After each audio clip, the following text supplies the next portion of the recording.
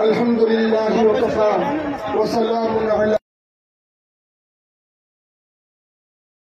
وأعوذ بالله من الشيطان الرجيم بسم الله الرحمن الرحيم ومكروا ومكر الله والله خير الماكرين صدق الله العظيم উপস্থিত মুআজ্জাজ হাজিরিন, সম্মানিত আজকের এই পঞ্চগড় জেলা বাংলাদেশ খেলাফত মজলিস জেলা শাখা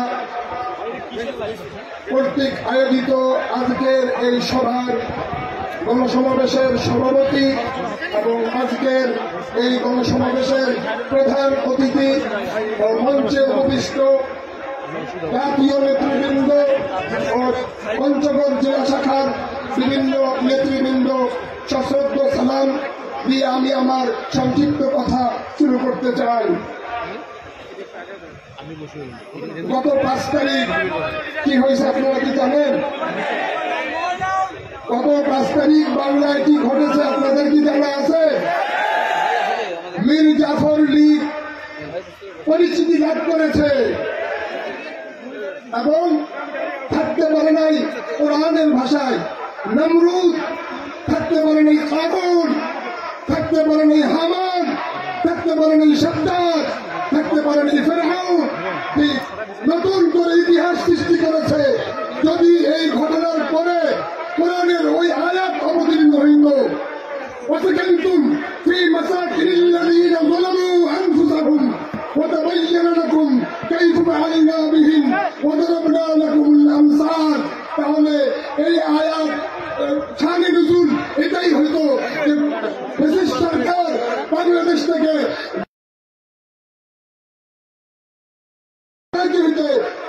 পালাইতে বাধ্য হয়েছে। আমি ছোট্ট একটা কথা, ব্রিটিশ সরকার পালাইছে, কি হয়েছে? 5 তারিখে পালাইছে না পালাইছে? ব্রিটিশ সরকার পালাইছে। এখন নতুন করে আবার বিভিন্ন জায়গায় এই ব্রিটিশ সরকারের যে সমস্ত প্রেত আত্মারা বাংলাদেশ সরকারের বিভিন্ন জায়গায় এই 17 বছরে এই সমস্ত প্রেত আত্মাদেরকে সৃষ্টি করে রাখা হয়েছিল, ওই সমস্ত প্রেত আত্মারা এখনো আছে। তারা বিভিন্ন জায়গায় বিভিন্ন সময় ষড়যন্ত্র করতেছে, আবার নতুন করে তারা ওই ব্রিটিশ সরকারকে বাংলার কাঁধে বাংলাদেশের মানুষের উপরে চড়ায় দেওয়ার। আপনারা কি এই ব্রিটিশ সরকারকে পুনরায় যারা আনতে চায় তাদেরকে আনতে দেবেন? তাহলে যদি আনতে না দিতে চান তাহলে আপনাদেরকে ওয়াতাসিমু বিহাবলিল্লাহি জামিআন ওয়া লা তাফাররাকু, ঐক্যবদ্ধ এই 5 তারিখে যেমন ঐক্যবদ্ধ থেকে এদেরকে বাংলার মাটি থেকে উচ্ছেদ করেছেন পুনরায় আসতে না দেওয়ার জন্য, এভাবেই ঐক্যবদ্ধ থাকতে হবে। থাকবেন তো? রাজি আছেন তো? কোথায় জানা যান। আসসালামু আলাইকুম ওয়া রাহমাতুল্লাহি ওয়া বারাকাতুহু। সংগ্রামী তৌহিদি জনতা, এই পর্যায়ে সংক্ষেপে শুভেচ্ছা বক্তব্য প্রদান করবে পঞ্চগড় জেলা জামাত ইসলামীর আমির অধ্যাপক ইকবাল হোসেন। অধ্যাপক ইকবাল হোসেন।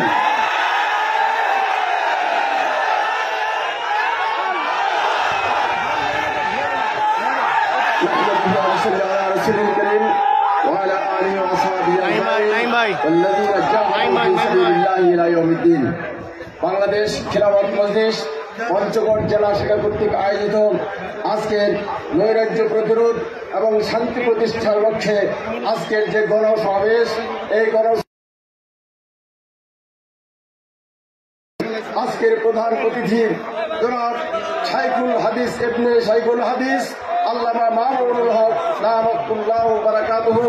আমি তার সাথে বিশেষ অতিথিবৃন্দ, বিভিন্ন রাজনৈতিক দলের নেতৃবৃন্দ এবং উলামায়ে মাসাজিদ, উলামায়ে কেরাম এবং আজকের এই সমাবেশের সম্মানিত উপস্থিতি, আসসালামু আলাইকুম ওয়া রাহমাতুল্লাহি ওয়া বারাকাতুহু। সংগ্রামী উলামায়ে কেরাম, সংগ্রামী তাওহীদি জনতা, আপনারা জানেন গত মাসের 5 তারিখে বাংলাদেশ নতুনভাবে স্বাধীনতা লাভ করেছে। আজকে মহান আল্লাহ রাব্বুল আলামিনের শুকরিয়া, রাসূল পাক সাল্লাল্লাহু আলাইহি ওয়াসাল্লামের প্রতি দরুদ ও সালাম পেশ করে সর্বপ্রথম ছাত্র জনতার আন্দোলনের যাদের রক্তের বিনিময়ে, জীবনের বিনিময়ে আমরা নতুন এক স্বাধীন বাংলা উপহার পেয়েছি। আমরা তাদের জন্য দোয়া করি, আল্লাহ রাব্বুল আলামিন তাদেরকে শহীদ হিসেবে প্রমাণ করুন। সম্মানিত ভাইয়েরা আমার, আজকের এই মহাসমাবেশে আমি সেই কথাটি বলতে চাই, লাইন শাকারতুম লাযিদান্নাকুম ওয়া ইন কাফারতুম ইন্না আযাবি লাশাদীদ। আমরা যে স্বাধীন বাংলা উপহার পেয়েছি, এই স্বাধীন বাংলার যে নিয়ামত পেয়েছি, আমরা আসুন সবাই মিলে ঐক্যবদ্ধ হই, সব ইসলামী দলগুলো ঐক্যবদ্ধ হয়ে এই নিয়ামতের শুকরিয়া আদায় করতে চাই। আগামী দিনের বাংলাদেশ ইসলাম প্রতিষ্ঠার বাংলাদেশ, ইসলামী বাংলাদেশ আমরা প্রতিষ্ঠা করতে চাই। সবাইকে ঐক্যবদ্ধভাবে সকল ভেদাভেদ ভুলে গিয়ে আল্লাহর জমিন আল্লাহর দিন কায়েমের আহ্বান জানিয়ে এদেশের স্বাধীনতা সংরক্ষণ করার আহ্বান জানিয়ে সবার ধন্যবাদ জানিয়ে আজকে আমার সংক্ষিপ্ত বক্তব্য এখানে শেষ করছি। বাংলাদেশ জিন্দাবাদ, বাংলাদেশ জামাত ইসলামী জিন্দাবাদ। আসসালামু আলাইকুম ওয়া রাহমাতুল্লাহি ওয়া বারাকাতুহু। একটি এলান শুনে প্রতি মোটরসাইকেল গ্যারেজে রাখার জন্য গ্যারেজ কর্তৃপক্ষের জনাব রুবেল সাহেবের সাথে আমরা কথা বলেছি, 30 টাকা ধার্য করা হয়েছে। সংগ্রামী তৌহিদি জনতা, এ পর্যায়ে গুরুত্বপূর্ণ বক্তব্য প্রদান করবেন গণমানুষের সংগঠন বাংলাদেশ খেলাফত মজলিসের কেন্দ্রীয় যুগ্ম মহাসচিব হযরত মাওলানা জালাল উদ্দিন আহমদ। হযরত মাওলানা জালাল উদ্দিন আহমদ।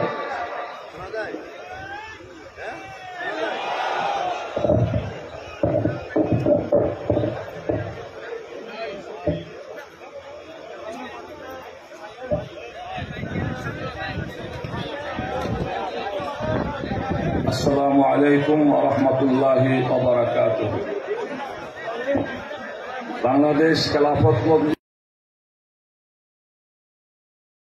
আয়োজিত আজকের এই বিশাল সমাবেশের সংগ্রামী সভাপতি উপস্থিত রয়েছেন বাংলাদেশ খেলাফত মজলিসের সংগ্রামী মহাসচিব, আজকের এই সমাবেশের প্রধান অতিথি আল্লামা মামুনুল হক, উপস্থিত রয়েছেন বাংলাদেশ খেলাফত মজলিসের কেন্দ্রীয় স্থানীয় নেতৃবৃন্দ এবং জামাত ইসলাম সহ বিভিন্ন দলের নেতৃবৃন্দ, আমার সামনে উপস্থিত সাংবাদিক ভাইরা এবং তৌহিদি জনতা। আমরা সকলেই জানি এই খুনি ফ্যাসিস্ট হাসিনার সরকার দীর্ঘ 15টি বছর আমাদের এই দেশের জনগণের উপরে জগদ্দল পাথরের ন্যায় চেপে বসেছিল। 2024 সালের জুলাই এবং আগস্ট বিপ্লবের মাধ্যমে বৈষম্য বিরোধী ছাত্র জনতার গণ অভ্যুত্থানের মাধ্যমে মহান আল্লাহ রাব্বুল আলামিন এই বাংলাদেশের জনগণের উপর থেকে এই গজবকে সরিয়ে দিয়েছে। এজন্য আমরা আল্লাহর কাছে শুকরিয়া আদায় করি। এই 15 বছর খুনি হাসিনার সরকার আমাদেরকে বারবার হত্যা করেছে, খুন করেছে। 2013 সালের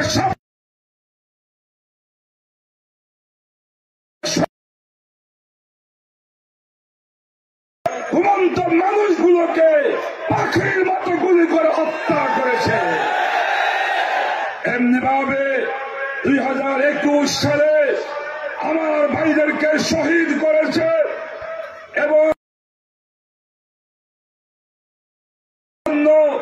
উলামায়ে কিরামকে এক যুগে হাজার হাজার আলেমদেরকে কারাবন্দী করেছে।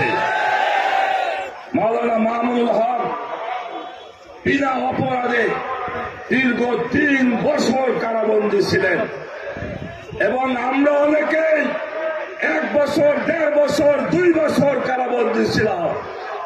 ওই সময় বলেছিলাম এক মাঘে শীত যায় না।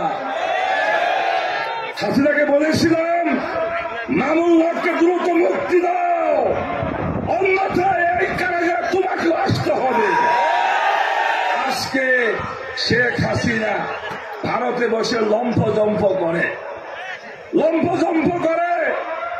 এবং আওয়ামী লীগের লোকরা তারা বলে হাসিনাকে দেশে ফিরিয়ে আনতে হবে। গভর্নমেন্টকে হাসিনাকে দেশে ফিরিয়ে আনেন, হাসিনা এবং তার দোসরদেরকে বিচারের কাঠ গড়ায় দাঁড় করাতে হবে। এই 2024-এ জুলাই আগস্ট বিপ্লবে 1000-এর বেশি ছাত্র এবং জনগণকে এই খুনি হাসিনা তার ক্ষমতায় টিকে থাকার জন্য হত্যা করেছে। আপনারা জানলে অবাক হবেন, আমরা ঢাকার মোহাম্মদপুরে থাকি। মোহাম্মদপুরে একটি কবরস্থান, বুদ্ধিজীবী কবরস্থান। এই কবরস্থানে শত শত লাশ ভরে কোন কবর দেওয়া হয়েছে।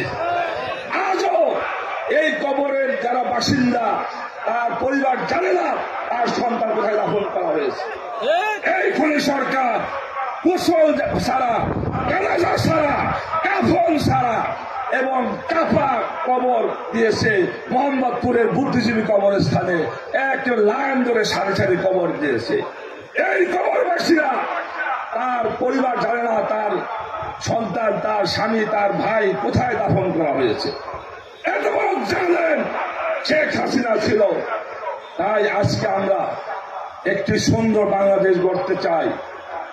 আজকে সকল দল, সকল মত ঐক্যবদ্ধভাবে আমরা একটি সুন্দর বাংলাদেশ গড়তে চাই। এই দেশে খুন খারাপি থাকবে না, বৈষম্য থাকবে না, কোন ধরনের অত্যাচার থাকবে না, কোন মানুষ অধিকার থেকে বঞ্চিত হবে না। আপনারা কি রাজি আছেন? তাহলে আগামীতে একটি ইনসাফ ভিত্তিক সরকার কায়েম করতে হলে এদেশের বলিষ্ঠ কণ্ঠস্বর এবং সকল জনগণের প্রিয় নেতৃত্ব মাওলানা মামুনুল হকের নেতৃত্বে আপনারা কাজ করতে রাজি আছেন তো? তাই বাংলাদেশ খেলাফত মজলিস পঞ্চগড় জেলা শাখায় আমাদের কাজকে আরো বেগবান করতে হবে।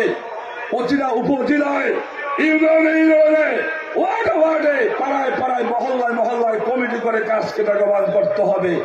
তাহলেই সম্ভব হবে আগামী সুন্দর বাংলাদেশ গড়ার জন্য। আমি আজকে পঞ্চগড় জেলা শাখা এই সুন্দর প্রোগ্রাম আয়োজন করার জন্য এবং অন্যান্য নেতৃবৃন্দ যারা এখানে এসেছেন সবাইকে ধন্যবাদ জানিয়ে আমার বক্তব্য শেষ করছি। খোদা হাফেজ। বাংলাদেশ জিন্দাবাদ, বাংলাদেশ খেলাফত মজলিস জিন্দাবাদ, আল্লামা মামুনুল হক জিন্দাবাদ।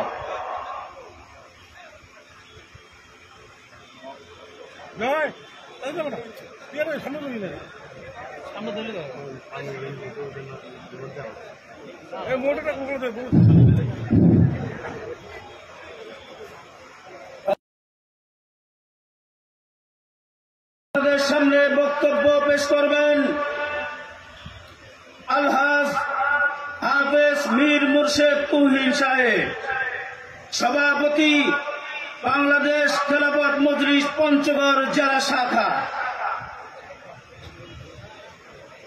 نحمده ونصلي على رسوله الكريم أما بعد أعوذ بالله من الشيطان الرجيم بسم الله الرحمن الرحيم الذين آمنوا يقاتلون في سبيل الله والذين كفروا يقاتلون في سبيل الطاغوت।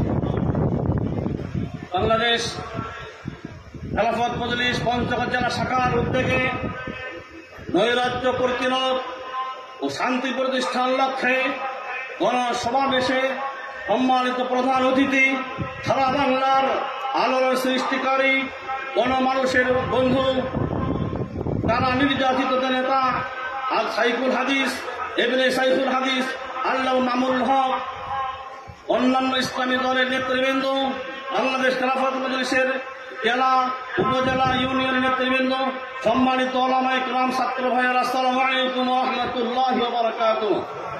সম্মানিত তাওহীদ জনতা, আমি আপনাদের সামনে একটি আয়াত তেলাওয়াত করেছি। আল্লাহ বলছেন আল্লাযীনা আমানু ইউকাতিলুনা ফী সাবিলিল্লাহ, যারা মুমিন তারা আল্লাহর রাস্তায় লড়াই করবে, সংগ্রাম করবে, জিহাদ করবে মাল এবং জান দিয়ে। ঠিক কিনা বলেন? আমরা ঈমানদার, আমরা কাফের না। যারা কাফের তারা লড়াই করবে, সংগ্রাম করবে, রাজপথে আন্দোলন করবে, যুদ্ধ করবে, মরবে, মারবে তাগুতের রাস্তায়, তাগুতের তার পিছনে। আমরা মুমিন, আমরা বাংলাদেশ খেলাফত প্রদেশকে শক্তিশালী করব, বাংলাদেশে যত ইসলামী দল আছে শক্তিশালী করব, আগামী দিনে বাংলাদেশে ইসলামী সরকার যেন আসে সেজন্য চেষ্টা করতে হবে। ঠিক আছে কিনা বলেন? বাংলাদেশে কত খুন হয়েছে, গুম হয়েছে আপনারা জানেন। ছাবলা দপ্তরে হেফাজত ইসলামের সমাবেশে 2013 সালে 5 মে হাজার হাজার আলেম ওলামাকে হত্যা করা হয়েছে। ঠিক কিনা বলেন? 5 আগস্টের পূর্বে বাংলাদেশে বৈষম্য বিরোধী ছাত্র আন্দোলন করতে গিয়ে শত শত ছাত্র ভাইয়েরা জীবন দিয়েছে। ঠিক কিনা বলেন? আল্লাহ তাআলা কোরআন মাজিদের ভিতর বলছেন ওয়াকাতাবনা আলাইহিম ফিহা আন্নান নাফসা বিন নাফসি, আল্লাহর বিধান হচ্ছে জানের বদলে জান, কতলের বদলে কতল, খুনের বদলে খুন।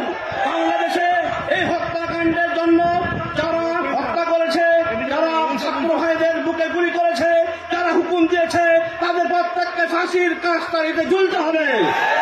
বাংলার মাটি থেকে যারা পালিয়ে গেছে, বর্তমান সরকারকে আমরা বলতে চাই তারা যেন বিদেশ থেকে তাদেরকে ধরিয়ে এনে বাংলার জমিনে তাদের বিচার করে। ঠিক কিনা বলেন? আসুন আমরা কাঁধে কাঁধ মিলিয়ে হাতে হাত রেখে আল্লাহ মামুনুল হক সাহেবের হাতকে শক্তিশালী করি, আগামী দিনে কোরআনের রাজ, কোরআনের সমাজ প্রতিষ্ঠা করি। সম্মানিত মুসলিম ভাইয়েরা, আমরা বহু সরকার দেখেছি, একবার ইসলামী সরকার দেখি। ইসলামী রাজ কায়েম হলে, কোরআনের শাসন কায়েম হলে দুর্নীতি থাকবে না, সন্ত্রাস থাকবে না, চুরি থাকবে না, ধর্ষণ থাকবে না, অন্যায় থাকবে না। ঠিক কিনা বলেন? আল্লাহর জমিন, আল্লাহর আইন চলবে, তাগুতি মতবাদ দিয়ে শান্তি আসতে পারে না। আল্লাহর জমিন, আল্লাহর আইন চলবে, আল্লাহর বিধান, কোরআনের সমাজ প্রতিষ্ঠার উদাত্ত আহ্বান জানিয়ে আমি আমার সংক্ষিপ্ত বক্তব্য শেষ করছি ইনশাআল্লাহ।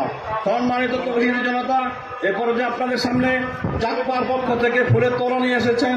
শুধু 1 মিনিট, জাকপার পক্ষ থেকে ফুলের শুভেচ্ছা নিয়ে এসেছেন আমাদের জাকপার নেতৃবৃন্দ আল্লামা মামুনুল হক সাহেবকে ফুলের তোড়া দিয়ে শুভেচ্ছা জানাচ্ছেন ইনশাআল্লাহ।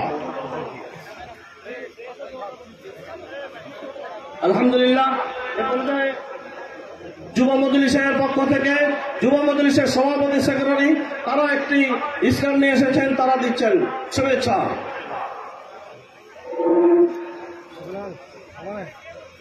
যুব মজলিসের সভাপতি এবং সেক্রেটারি, সভাপতি মাওলানা লিয়াকত আলী, সেক্রেটারি হযরত মাওলানা ওমর ফারুক সাহেব প্রধান অতিথিকে শুভেচ্ছা বিনিময় করছেন। সম্মানিত তৌহিদি জনতা, এ পর্যায়ে আপনাদের সামনে যার অপেক্ষায় দীর্ঘক্ষণ ধরে আপনারা বসে রয়েছেন, পঞ্চগড় জেলার প্রত্যেকটা থানা থেকে, ইউনিয়ন থেকে, গ্রামগঞ্জ থেকে এসেছেন যার চেহারা দেখার জন্য এবং যার কথা শোনার জন্য। তিনি এখন বক্তব্য রাখবেন।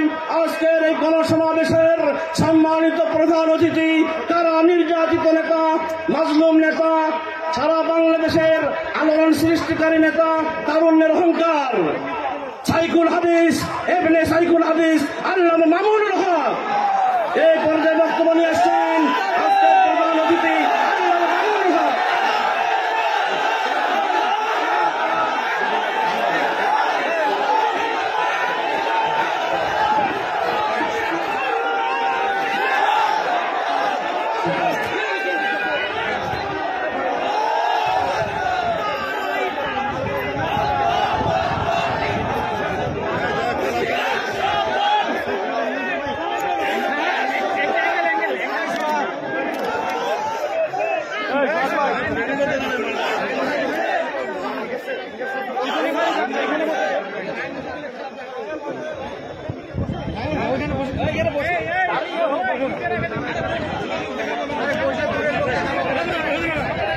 কিন্তু মাইক্রোফোনে আসতেছে না আমার চেহারা, কেউ আসতেছে না তো, আসতেছে ওখান থেকে মাইক্রোফোনের কারণে আসে না।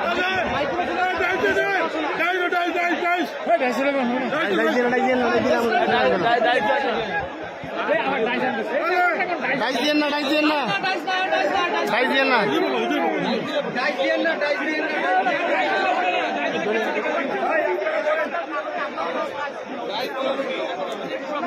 ডাইস দিলে ফেস দেখা যাবে না।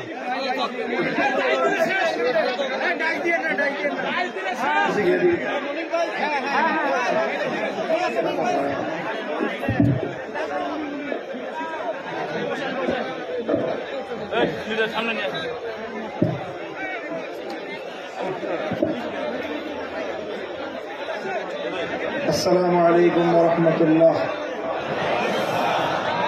الحمد لله رب العالمين، والصلاة والسلام على سيد الأنبياء والمرسلين وعلى آله وأصحابه ومن تبعهم ودعا بدعوتهم إلى يوم الدين. أما بعد، أعوذ بالله من الشيطان الرجيم. بسم الله الرحمن الرحيم.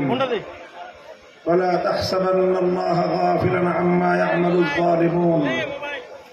صدق الله العظيم.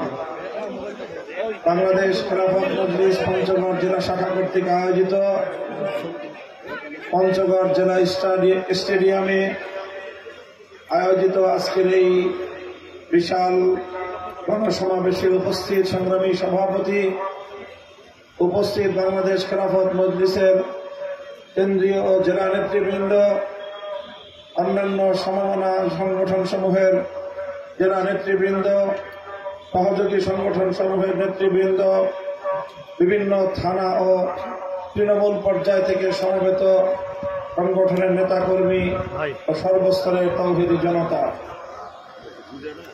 সর্বপ্রথম আমি আল্লাহ রব্বুল আলামিনের শুকরিয়া আদায় করছি, যেই মহান রব্বুল আলামিন বাংলাদেশের মানুষের বুকের উপর জগদ্দল পাথরের মতো চেপে বসা ইতিহাসের বর্বরতম স্বৈরাচারী জালিম শাসক, যুগের ফেরাউন নামে খ্যাত অত্যাচারী শেখ হাসিনাকে অপসারণ করে এদেশের মানুষকে মুক্ত বাতাসে বিশ্বাস গ্রহণ করার সুযোগ করে দিয়েছেন। আল্লাহুম্মা লাকাল হামদু ওয়া লাকাশ শুকর। সংগ্রামী সাথী ও বন্ধুগণ, আজকের এই নিরাপদ, শান্তিপূর্ণ একটি সম্প্রীতির বাংলাদেশে আমাদের উপনীত হতে অনেক ত্যাগ এবং কোরবানি স্বীকার করতে হয়েছে, অনেক মায়ের চোখের অশ্রু ঝরাতে হয়েছে, অনেক ভাইকে রক্ত দিতে হয়েছে, অনেক মানুষকে শাহাদাত বরণ করতে হয়েছে। তাই আজ এই মুক্ত, নিরাপদ, শান্তি ও সম্প্রীতির বাংলাদেশে আমি সেই সকল শহীদানদেরকে শ্রদ্ধা করে স্মরণ করছি, তাদের রুহের মাগফিরাত কামনা করে আল্লাহর দরবারে তাদের জন্য জান্নাতের উঁচু মাকামের দোয়া করছি। 2009 সালের পিলখানা ট্রাজেডিতে শাহাদাত বরণকারী 57 জন দেশপ্রেমিক সেনা কর্মকর্তা, 2013 সালে বিশ্বনন্দিত মুফাসসিরে কোরআন আল্লামা দেলোয়ার হোসেন সাঈদী রাহিমাহুল্লাহর বিরুদ্ধে যখন একটি সাজানো মামলায় অত্যন্ত বর্বরভাবে মিথ্যা মামলার রায় দিয়ে মৃত্যুদণ্ড ঘোষণা করেছিল, কোরআন প্রেমিক তৌহিদ জনতা সে রায় মেনে নেয়নি। বিক্ষুব্ধ লাখো জনতা শান্তিপ্রিয় প্রতিবাদ নিয়ে তারা রাজপথে নেমে আসলে পাখির মতো গুলি করে শতাধিক কোরআন প্রেমিক জনতাকে হত্যা করেছিল। 2013 সালে আল্লাহর নবীর ইজ্জতের হেফাজতের দাবি করতে গিয়ে আল্লাহর নবীর ইজ্জতের ঝান্ডা সমুন্নত করার ইমানি দাবি নিয়ে হেফাজতে ইসলাম বাংলাদেশ 13 সালের 5ই মে জড়ো হয়েছিল শাপলা চত্বরে। রাতের অন্ধকারে সকল আলোগুলো নিভিয়ে দিয়ে ঘুমন্ত তাহাজ্জুদরত হেফাজতে ইসলামের অসংখ্য নেতা কর্মীকে গুলি করে ঠান্ডা মাথায় গণহত্যা চালিয়েছিল। 2014, 15, 16 এই সময়গুলোতে একতরফা নির্বাচন করে বাংলাদেশের জনগণের ইচ্ছা এবং অভিপ্রায়ের বিরুদ্ধে ভিন দেশি করে একটি রাষ্ট্রের আশীর্বাদে তাদের সমর্থন নিয়ে বাংলার ক্ষমতার মসনদকে জোর করে দখল করে রাখার জন্য ফ্যাসিস্ট হাসিনা সরকার করেছিল। 2021 সালে বাংলাদেশের স্বাধীনতার সুবর্ণ জয়ন্তী উদযাপনের প্রাক্কালে হেফাজতে ইসলাম সহ দেশপ্রেমিক তৌহিদি কুখ্যাত নরেন্দ্র মোদীকে বাংলাদেশে এনে বাংলাদেশের মুসলমানদের এবং বিশ্ব মুসলিম উম্মার রক্ত নিয়ে উপহাস না করার জন্য শেখ হাসিনাকে স্বনির্বন্ধ অনুরোধ জানিয়েছিল। বিনিময়ে শান্তিপ্রিয় প্রতিবাদে শেখ হাসিনার খুনি সরকার ঠান্ডা মাথায় গুলি করে হেফাজতে ইসলামের অসংখ্য নেতা কর্মীকে হত্যা করেছিল। আর 2024 সালের জুলাই আগস্ট জুড়ে যা হয়েছে, এক কথায় একবিংশ শতাব্দীর বিশ্ব ইতিহাসে নজিরবিহীন ঘটনা। এইভাবে টার্গেটকৃত শান্তভাবে ঠান্ডা মাথায় ছাত্র জনতাকে খুন করা যায়, দেশের প্রত্যন্ত অঞ্চলে হত্যা করে গোটা দেশটাকে একটি বদ্ধভূমিতে পরিণত করা যায়, শেখ হাসিনার শাসন না দেখলে একথা বিশ্বাস করার উপযুক্ত ছিল না। দেশের মানুষের ট্যাক্সের টাকায় কেনা, দেশের জনগণের নিরাপত্তায় নিয়োজিত হেলিকপ্টার দিয়ে আকাশ থেকে গুলি করে করে হত্যা করেছে। হাতুড়ি লীগ, হেলমেট লীগকে নামিয়ে দিয়ে বাংলাদেশের প্রতিটি জেলায় জেলায় স্কুল, কলেজ, ইউনিভার্সিটি, মাদ্রাসার ছাত্রদেরকে হত্যা করেছে। 3 বছরের শিশু পর্যন্ত বাবার কোলে থেকেও ঘরের মধ্যে রেহাই পায়নি। সহস্রাধিক প্রাণকে হত্যা করে এরপরও শেখ হাসিনার রক্ত তৃষ্ণা মেটেনি। সে চেয়েছিল লক্ষ মানুষকে হত্যা করতে হলে তাও করবে, ক্ষমতার মসনদ ছাড়বে না। এমন একটি পরিস্থিতিতে আমার আল্লাহ পাক রহম করেছিলেন। এদেশের মানুষ একটি শপথ করেছিল, আর মানুষের সেই শপথের কথা ব্যক্ত হয়েছিল একজন পুলিশ কর্মকর্তার ভাষায়। আপনারা দেখেছেন সামাজিক যোগাযোগ মাধ্যমে ব্যাপকভাবে প্রচারিত একটি দৃশ্য। একজন পুলিশ কর্মকর্তা তৎকালীন খুনি স্বরাষ্ট্রমন্ত্রীকে বলছিল যে, স্যার, একটা গুলি করলে একটাই মরে, বাকিটি ভাগে না, অন্যগুলা যায় না, বরং আরো আগায় আসে। এই যে সাহস, এ শক্তি, এটা আল্লাহ পাক জুগিয়েছিলেন বাংলাদেশের তরুণ প্রজন্মের হৃদয়ে। তারা শপথ করেছিল, জীবন দিতে হলে জীবন দেব, রক্ত দিতে হলে রক্ত দেব, তবু এদেশের মানুষকে জালিমের হাত থেকে মুক্ত করে ছাড়ব। মায়েরা সন্তানদেরকে আদর করে, সোহাগ করে নিজে হাতে ধরে রাজপথে এনে দেশের জন্য, জনগণের জন্য উৎসর্গ করে বলেছিলেন, আমার এক সন্তান, তুমি যাও, তোমার আত্মত্যাগের বিনিময়ে বাংলাদেশের আগামী প্রজন্ম মুক্তি পাবে। যে দেশের মায়েরা, যে জাতির মায়েরা হাসি মুখে নিজের সন্তানকে সত্যের জন্য উৎসর্গ করতে পারে, আমি বিশ্বাস করি সে জাতিকে দাবায় রাখার কোন শক্তি পৃথিবীতে না। স্যালুট জানাই সেই সকল মায়েদেরকে যারা আগামী প্রজন্মের কথা চিন্তা করে, বৃহত্তর স্বার্থের কথা চিন্তা করে দেশকে ফ্যাসিবাদ, স্বৈরাচারী মুক্ত করবার লক্ষ্যে নিজের কলিজার টুকরা বুকের ধনকে পর্যন্ত উৎসর্গ করতে তারা প্রস্তুত হয়ে গিয়েছিলেন। মায়ের সন্তানকে মায়ের বুক থেকে কেড়ে নিয়ে জিন্দাখানায় পাঠায়, রিমান্ড কক্ষ নির্যাতনের জন্য পাঠায়। সেই মা সন্তানের পিঠ চাপড়ে বলে, সাহস ধরে রেখো, অন্যায়ের সামনে মাথা নত করো না। যে দেশের মায়েরা সন্তানদেরকে এভাবেই উদ্বুদ্ধ করতে পারে, প্রেরণা যোগাতে পারে, সে জাতি কোনদিন পরাজয় মানতে পারে না। সংগ্রামী সাথী ও বন্ধুগণ, এভাবেই এক অকুতভয় একটি জাতি আত্মত্যাগী সংগ্রামের মধ্য দিয়ে 2024 সালের 5ই আগস্ট বাংলাদেশ নতুনভাবে স্বাধীন হয়েছে, নতুনভাবে মুক্তি লাভ করেছে। স্বাধীনতার এই প্রাক্কালে এসে, স্বাধীনতার এই সুন্দর সময়ে এসে একটি কথা আমি বারবার স্মরণ করিয়ে দিচ্ছি। মুক্তিকামী ফ্যাসিবাদ বিরোধী ছাত্র জনতাকে বিশেষভাবে আমি স্মরণ করিয়ে দিতে চাই, স্বাধীনতা অর্জন করা যতটা কঠিন, স্বাধীনতা রক্ষা করা তার চেয়ে বেশি কঠিন। আমাদের এ কথা ভুলে গেলে চলবে না। এবং আরেকটি তিক্ত অভিজ্ঞতার কথা আমরা মনে করিয়ে দিতে চাই। আমরা অনেকগুলো আধিপত্যবাদী শক্তির বিরুদ্ধে লড়াই করে এই স্বাধীন বাংলাদেশ অর্জন করেছিলাম। এই স্বাধীন বাংলাদেশ অর্জন করতে গিয়ে আমাদেরকে একটা সময় ব্রিটিশ বেনিয়ার সাম্রাজ্যবাদের বিরুদ্ধে লড়াই করতে হয়েছিল।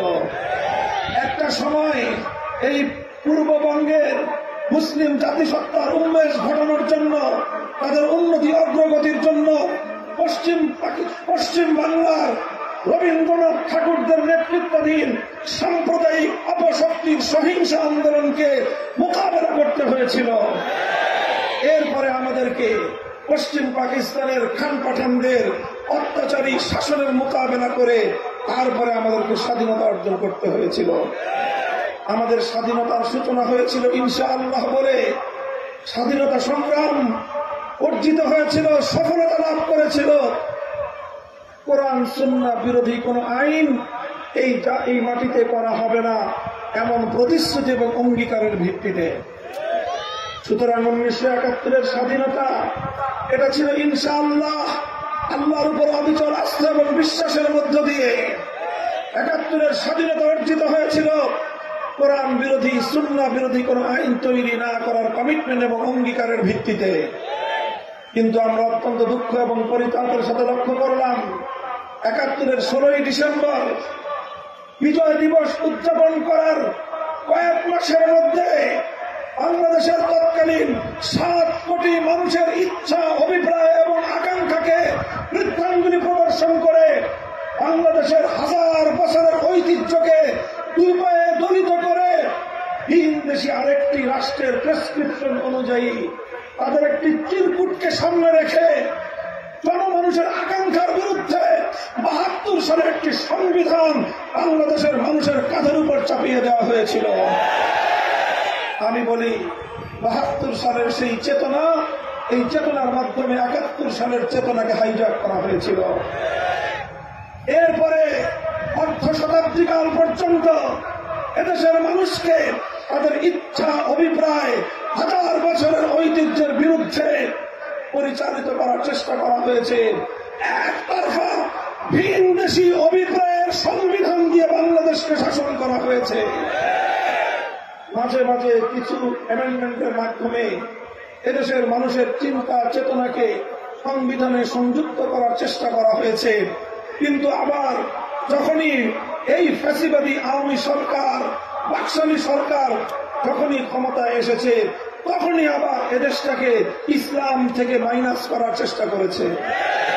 সংবিধান থেকে আল্লাহর উপর অবিচল আস্থা এবং বিশ্বাসের ধারাটিকে বিলুপ্ত করে দিয়েছে।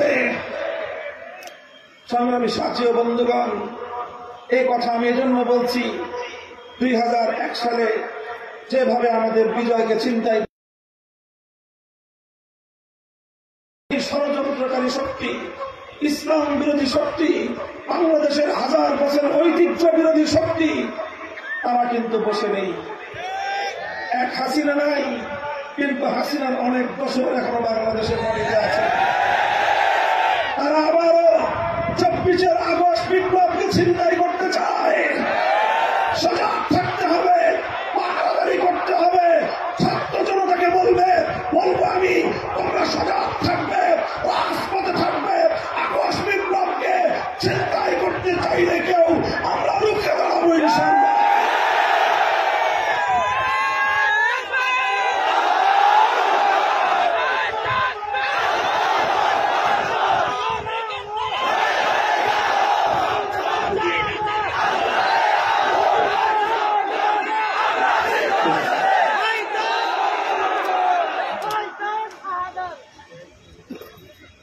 সংগ্রামী সাথী ও বন্ধুগণ, ফ্যাসিস্ট শেখ হাসিনা সরকারকে নিয়ে বেশি আলোচনা করতে চাই না।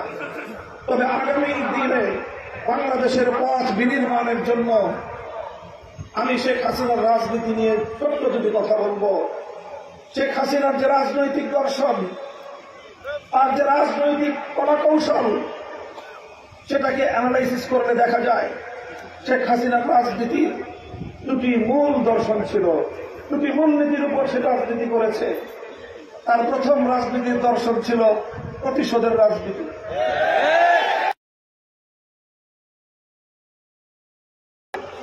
বাংলাদেশের মানুষ যে বাকশালের দ্বারা বিপীড়িত হয়েছে, মুক্তিযুদ্ধের চেয়েও বেশি যুবকের প্রাণহানি হয়েছে ৭১ থেকে ৭৫ পর্যন্ত। মুক্তিযুদ্ধের ৯ মাসে আমার মায়ের সন্তানদেরকে হত্যা করেছিল পাক হানাদার বাহিনীরা। আমার ৩০,০০০ মায়ের বুকের মুখ এবং কলখালি করেছিল কারা? বাকশালীরা। বাকশালীরা। এবং এই বাকশাল ছিল শেখ হাসিনার বাবা শেখ মুজিবুর রহমান সাহেবের বাকশাল। সেই বাকশালের হত্যাযজ্ঞের প্রতিবাদেই, সেই বাকশালের হত্যাযজ্ঞের প্রতিবাদেই সংগঠিত হয়েছিল ৭৫-এর ১৫ই আগস্টের অভ্যুত্থান।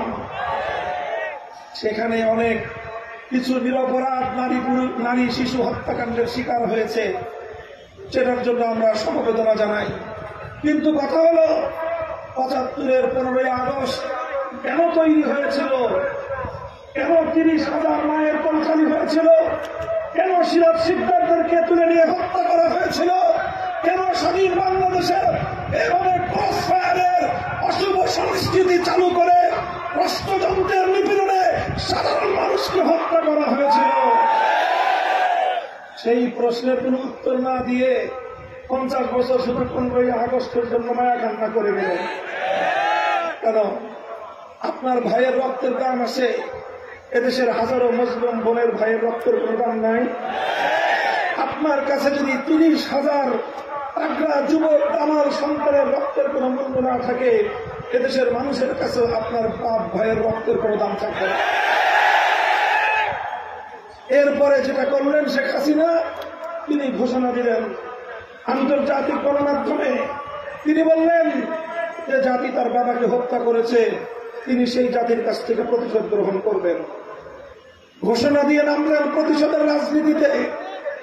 ১৯৭৫-এর ১৫ই আগস্ট থেকে ২০২৪ সালের ৫ই আগস্ট পর্যন্ত শেখ হাসিনার ৫০ বছরের রাজনীতি ছিল প্রতিশোধের রাজনীতি। এই প্রতিশোধ তিনি কার কাছ থেকে নিয়েছেন? বাংলাদেশের মানুষের কাছ থেকে, এই জাতির কাছ থেকে। এই জন্যই তিনি এই জাতি যেন কোনদিন বিশ্ব দরবারে মাথা উঁচু করে দাঁড়াতে না পারে, তার সমস্ত আয়োজন তিনি সম্পন্ন করেছেন। এই দেশটাকে স্বাধীন দেশ রাখতে তিনি চান নাই। তিনি চান নাই। তিনি বাংলাদেশের প্রধানমন্ত্রী হয়ে সন্তুষ্ট ছিলেন না, তিনি আরেকটা দেশের তিলককালী মুখ্যমন্ত্রী হতে চেয়েছিলেন। আর এই জন্য বাংলাদেশের অর্থনীতির ভিতকে ধসিয়ে দিয়ে এই স্বাধীন দেশ এবং জাতিকে একটি পরনির্ভরশীল জাতি হিসেবে তিনি করতে চেয়েছিলেন। মেগা মেগা প্রকল্পের নামে লক্ষ লক্ষ কোটি টাকা মেগা দুর্নীতি করে বাংলাদেশটাকে খোকলা করে ছেড়ে দিয়েছেন। কলা খেয়ে খোকলা যেমন ফেলে দেয়, শেখ হাসিনা বাংলাদেশটাকে চুষে খেয়ে 16টা লাগেজ ভর্তি সর্বশেষ যা ছিল তা নিয়ে নিজের বোনটাকে ভূগোল দাবা করে হেলিকপ্টারে উড়ে গিয়ে নরেন্দ্র মোদীর ঘরে গিয়ে পড়েছেন। আওয়ামী লীগের যারা রাজনীতি করেন, এরপরেও কিভাবে আপনারা বাংলাদেশের মানুষকে মুখ দেখাবেন আমি জানি। এই নেত্রীকে নিয়ে আপনারা গর্ব করেছিলেন, এই নেত্রীকে নিয়ে অহংকার করেছিলেন, এই নেত্রীর সুরে সুর মিলিয়ে আপনারা বলেছিলেন শেখ হাসিনা পালায় না।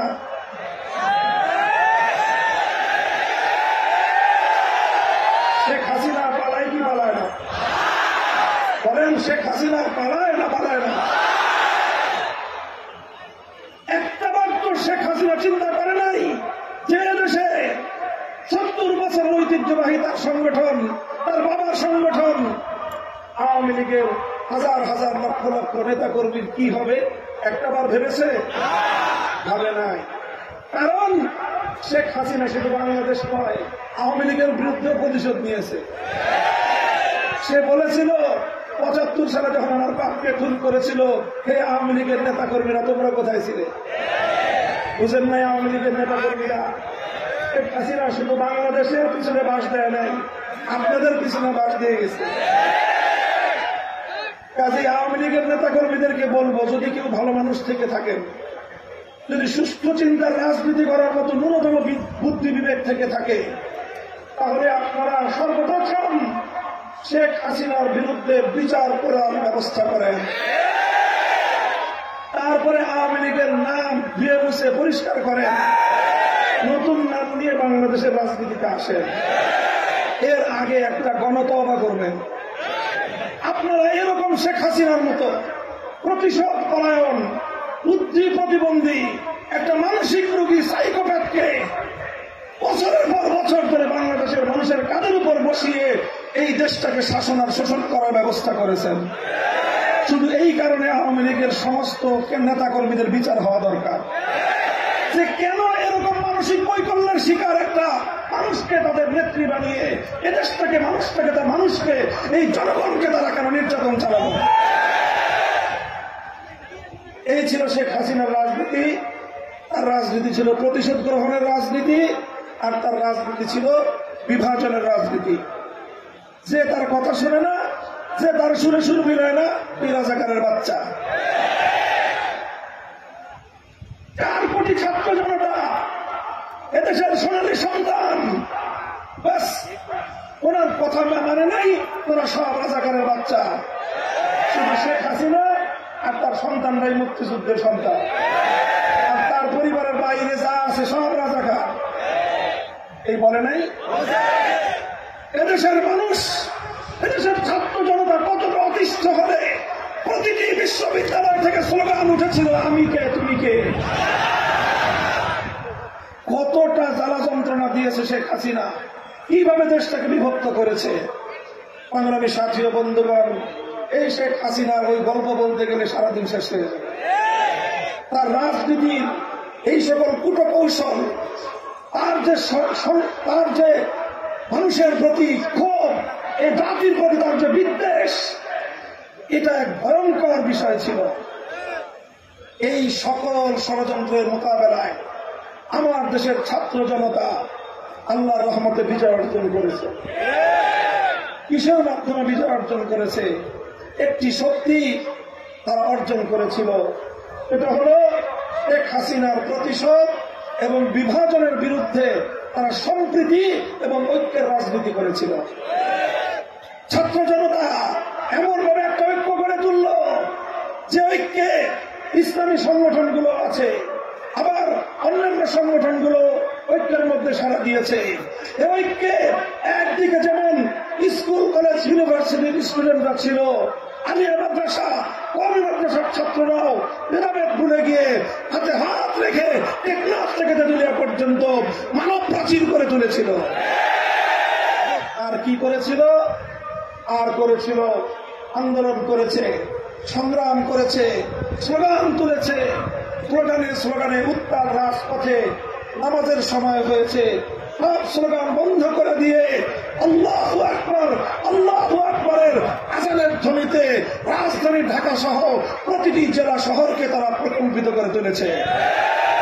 এরপর একজন ইমাম হয়েছে, শত শত ছাত্র তার পিছনে দাঁড়িয়ে যেই রাজপথে তারা মিছিল করেছিল, সেই রাজপথে উত্তপ্ত পিচ ঢালা পথকে জায়নামাজ বানিয়ে আল্লাহর দরবারে তারা সিজদায় লুটিয়ে পড়েছিল।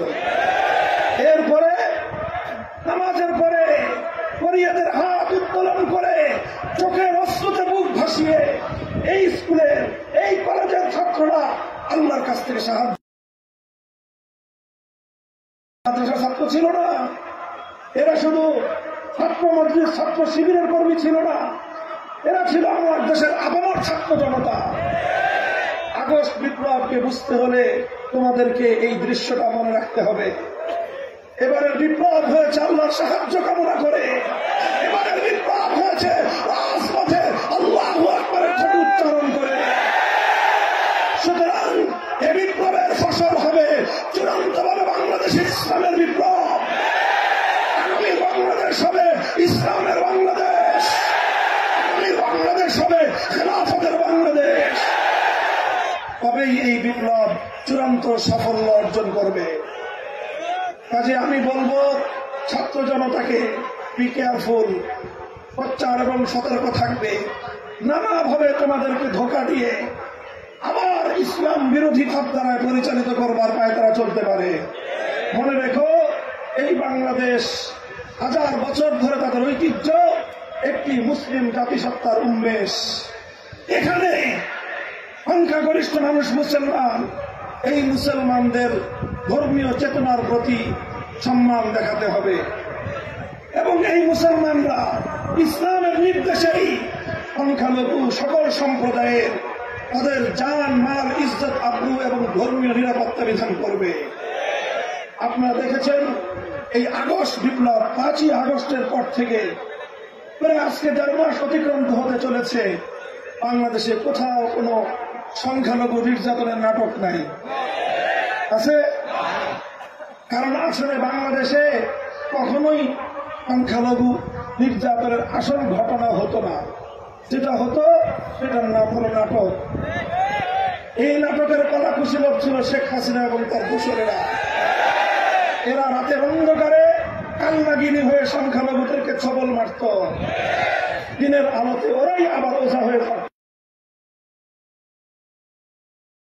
শেখ হাসিনা এবং আওয়ামী লীগের সংখ্যালঘু প্রীতির আসল কাহিনী। এখন শেখ হাসিনাও নাই, নাটকও নাই, আওয়ামী লীগও নাই, কালনাগিনীও নাই, কাজী ওঝারও দরকার নাই। বাংলাদেশ সম্প্রীতির এখন অনন্য দৃষ্টান্ত স্থাপন করে চলেছে। দুর্গাপূজা সহ সংখ্যালঘুদের অন্যান্য ধর্মীয় অনুষ্ঠানাদি কতদিন তারা শান্তিপ্রিয়ভাবে পালন করবে? মুসলমানদের দায়িত্ব এবং কর্তব্য হবে লা তুগফিরুল্লাহ ফি জিম্মাতিল্লাহি ওয়া জিম্মাতি রাসূলিহি। আল্লাহ নবী বলেছেন, খবরদার সংখ্যালঘুদের জান মালের উপর তোমরা হস্তক্ষেপ করবে না। যদি করো তাহলে এটা আল্লাহ এবং তার রাসূলের আমানতের মধ্যে খিয়ানত করা হবে। আমি বলতে চাই, ইসলাম প্রিয় জনতা, হেফাজতে ইসলাম বাংলাদেশ সহ সকল ইসলামী সংগঠনগুলো, মসজিদের ইমাম সমাজ, আলেম সমাজ, আমাদেরই প্রধান দায়িত্ব হল সংখ্যালঘুদেরকে নিরাপত্তা দেওয়া। প্রশাসন কি করবে না করবে সেটা প্রশাসনের ব্যাপার। বাংলাদেশে পুলিশ বিভাগকে যেভাবে শেখ হাসিনা দলীয়করণ করেছিল, শেখ হাসিনার দলীয়করণের কারণে আজকে পুলিশ বাহিনীর মনোবল ভেঙে খান খান হয়ে গিয়েছে। এর দায় শেখ হাসিনার। এখান থেকে পুলিশ বাহিনীকে বেরিয়ে আসতে হবে, দেশের জন্য কাজ করতে হবে। পুলিশ বাহিনী নয়, সেভাবে প্রশাসনকে সুন্দরভাবে পরিচালনা করতে হবে। সকল দলমতের ঊর্ধ্বে গিয়ে প্রশাসনকে নিরপেক্ষভাবে, এমনকি সরকারি দল নয়, রাষ্ট্রের সেবায়, জনগণের সেবায় নিয়োজিত থাকতে হবে। আগামী দিনে এভাবে আমরা বাংলাদেশ দেখতে চাই। কথা বলেন ঠিক না বেঠিক? শেখ হাসিনা সীমান্তের অপর প্রান্তে আপায় নাকি বাংলাদেশের সীমান্তের কাছাকাছি কোথাও আছে। সুযোগ পেলেই চক্করে ঢুকে পড়বেন। আমাদের যুব মাসুল সাহেব বলছেন, আসেন, এদেশের মানুষ আপনার দাস করতেছে, খুঁজতেছে দেশের মানুষ। 15টা বছর এদেশের মানুষের কম জ্বালান নাই আপনার। এদেশের হাজার হাজার মায়ের কোল খালি করেছেন, মায়ের বুকের স্বপ্ন আপনি ধূলিসাৎ করে দিয়েছেন। আজও বাংলাদেশের নিপীড়িত অঞ্চলের হাজারো শত মা প্রতি রাতে নির্ঘুম রাত কাটায়, পথের পানে চেয়ে থাকে, দীর্ঘশ্বাস ছাড়ে। এই বুঝি তার ঘুমের শিকার কলিজার টুকরা তার সন্তান বুঝি আবার ফিরে আসবে? আসে না। মায়ের অপেক্ষার প্রহর শেষ না। এ মা যতদিন বেঁচে এবং তার অভিশাপ শেখ হাসিনা তোমাকে তাড়া করে ফিরবে। এ থেকে তুমি মুক্তি পাওয়ার কোন উপায় নাই তোমার। সংগ্রামী সাথী ও বন্ধুগণ, আমরা এখন এমন একটা পর্যায়ে এসেছি যে এই শেখ হাসিনা, তার পতিত সরকার এবং শেখ হাসিনার পিছনের শক্তি যারা যারা বাংলাদেশের 18 কোটি মানুষের স্বার্থের দিকে না তাকিয়ে তাদের নিজেদের স্বার্থের দিকে তাকিয়ে শেখ হাসিনাকে তারা জোরপূর্বক ক্ষমতার মসনদে আসীন রেখেছিল, বাংলাদেশকে বিশ্ব দরবার থেকে বিচ্ছিন্ন করেছিল। আন্তর্জাতিক শক্তিগুলোকে মোকাবেলা করে বাংলাদেশে ফ্যাসিবাদ তৈরি করেছিল পার্শ্ববর্তী একটি রাষ্ট্র। ওরা কিন্তু বসে নাই, ওরা সুযোগ খুঁজছে বাংলাদেশের মধ্যে কিভাবে আবার বিশৃঙ্খলা তৈরি করা যায়, কিভাবে দেশের মধ্যে আবার একটা বিভক্তি তৈরি করা যায়। এই জন্য সকল ফ্যাসিবাদ বিরোধী সকল পক্ষকে আমি আহ্বান জানাবো। প্রধান বিরোধী দল ছিলেন বিএনপি, জামায়াতে ইসলামী, ইসলামী আন্দোলন বাংলাদেশ, হেফাজতে ইসলাম বাংলাদেশ, বাংলাদেশ খেলাফত মজলিস, গণ অধিকার পরিষদ, গণতন্ত্র মঞ্চ, এনডিপি, এলডিপি, কত পক্ষ আছে। আমাদেরকে ভুলে গেলে চলবে না যে শেখ হাসিনা চলে গেলেও তার প্রতাপ কিন্তু সব চলে যায় না। আমরা রাজনীতি করব, আমাদের মধ্যে আদর্শের ভিন্নতা আছে, আমাদের মধ্যে মতাদর্শের ভিন্নতা, মতের পার্থক্য আছে, কিন্তু সব মত সকল মতাদর্শের ঊর্ধ্বে উঠে ফ্যাসিবাদের বিরুদ্ধে আমাদের ঐক্যটাকে আরো বহুদিন ধরে রাখতে হবে। এখনই নিজেদের মধ্যে বিভেদে জড়িয়ে পড়লে আত্মঘাতী হবে।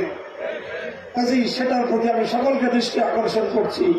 এই দুদিন আগে আপনারা দেখেছেন গোপালগঞ্জে স্বেচ্ছাসেবক দলের কেন্দ্রীয় নেতাকে কিভাবে তারা হত্যা করেছে এই শেখ হাসিনা ন্যাসকেন্সাররা। বুঝতে পারেন সুযোগ পেলেই কিন্তু তারা ছবল মারবে। কাজেই হুঁশিয়ার এবং সতর্ক থাকতে হবে আমাদেরকে।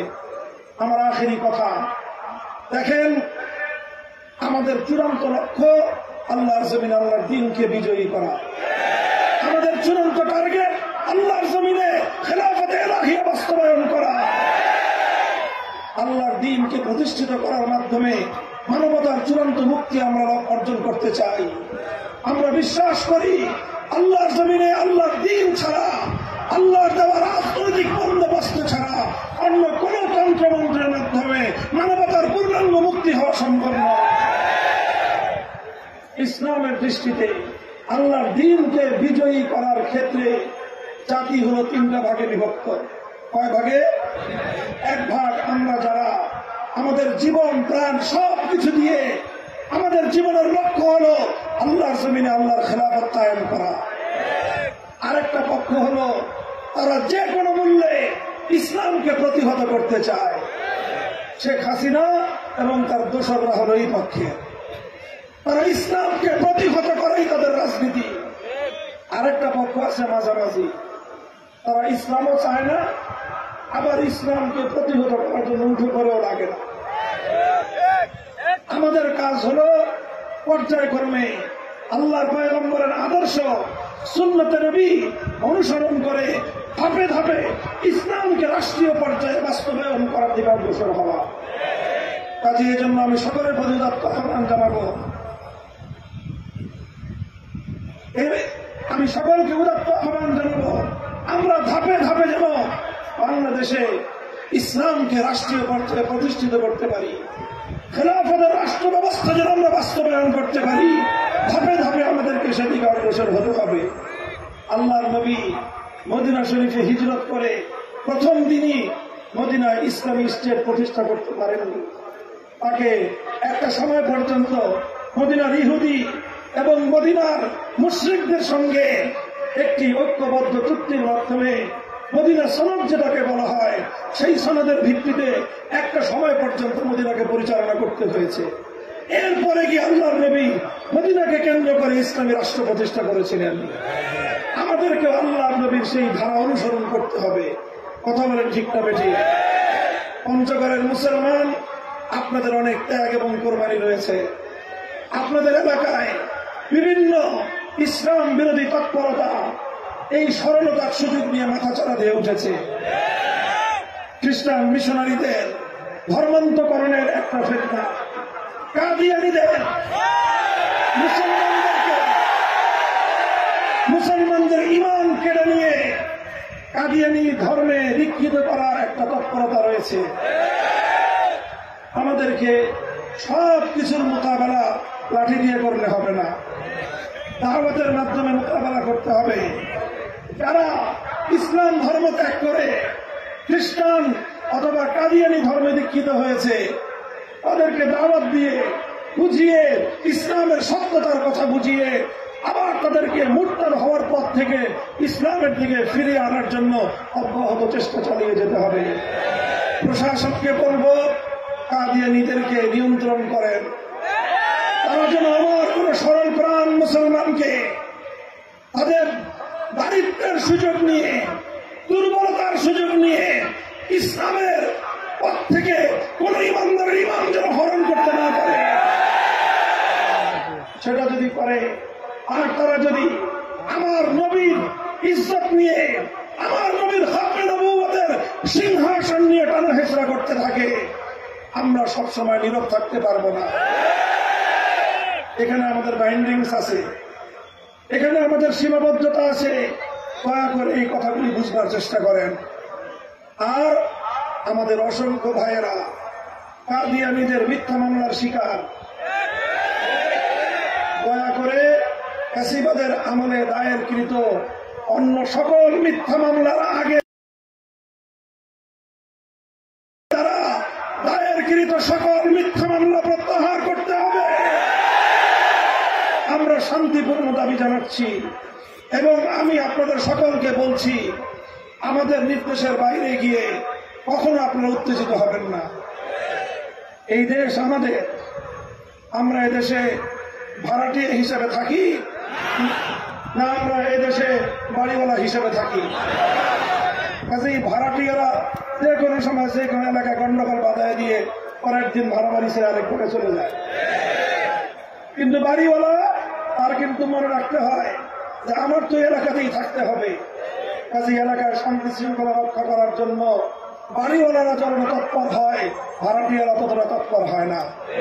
কাজেই আপনারা পঞ্চগড়ের ভাড়াটিয়া না বাড়িওয়ালা, আমরা বাংলাদেশের ভাড়াটিয়া না বাড়িওয়ালা, আমাদেরকে দেশের শান্তি শৃঙ্খলা রক্ষা করে চলতে হবে।